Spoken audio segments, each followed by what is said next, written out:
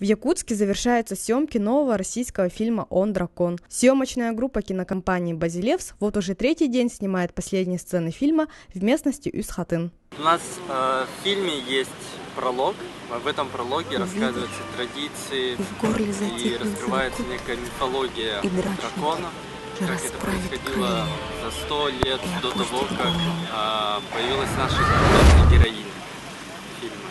И мы приехали именно в Якутск, потому что нам нужна была вот эта натура, ту, которую можно найти только в Якутске, потому что нам нужен был настоящий снег, настоящие деревья, настоящий лед. И пощупать его, потрогать, по-настоящему замерзнуть, чтобы актеры все это прочувствовали. Это все видно в кадре.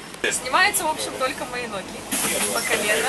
Как я иду, то ли меня волочат босиком в каком-то белом платье. Давай. Получается, как вы узнали об этом?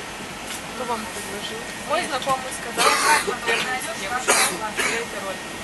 Я подумала, что я смогу. Несмотря на то, что холодно. Мы сделали, как нам посоветовали, благословение шаманское, и поэтому все идет вроде бы хорошо по плану. Сахафильм нам очень сильно помогает, подсказывает, потому что есть особенности работников местных, да, есть какие-то традиции, и их мы всегда стараемся учитывать.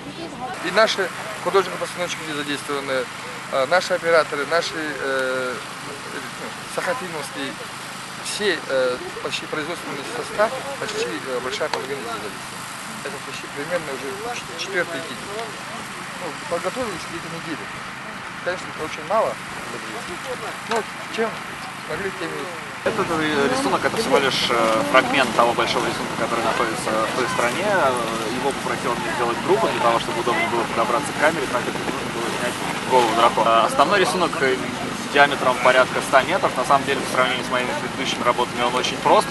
Но здесь по запросу съемочной группы и продюсеров были свои нюансы, то есть нужно было делать его очень аккуратно, соответствовать всем оговоренным раньше размерам, деталям и так далее. Сложность заключалась только в этом. Здесь снимается сравнительно небольшой эпизод, то есть вообще съемки фильма стартовали летом прошлого года в Болгарии, там была большая группа в несколько сотен человек. Это был такой действительно полноценный, полномасштабный процесс, там, сравнимый с производством голливудских крупных проектов.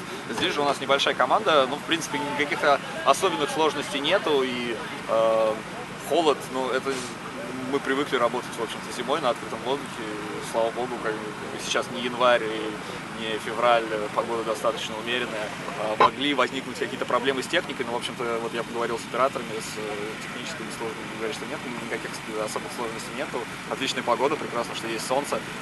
Замечательно, что нету сильного ветра и нету снегопада, потому что если бы пошел снегопад, если бы погода испортилась, то это, конечно, помешало бы и нашим планам, и работе Саймона, но все складывается отлично.